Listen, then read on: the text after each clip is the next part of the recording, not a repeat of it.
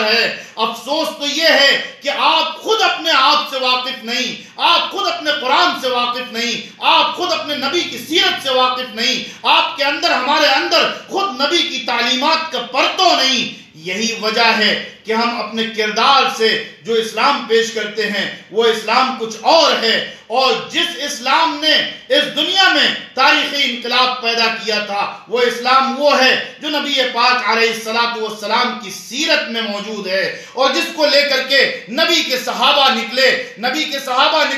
نبی نے ان کو حکم دیا بشرو، وہ بشارتیں بانٹتے رہے، خوشخبریاں بانٹتے رہے۔ نبی نے ان کو حکم دیا وَلَا تُنَفِّرُوا، نفرتیں مت بانٹنا، نفرتیں مت پیدا کرنا۔ تو وہ اپنے اخلاق سے، اپنے کردار سے دل جیتتے رہے، خوشخبریاں سناتے رہے، بشارتیں سناتے رہے، لوگوں کو گلے لگاتے رہے، لوگوں سے ملتے رہے، لوگوں سے جلتے رہے، لوگوں میں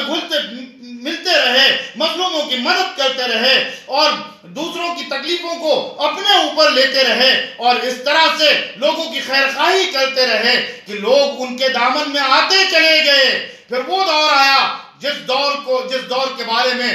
بشارت دی گئی تھی، اور پھر قرآن مجید نے اس کا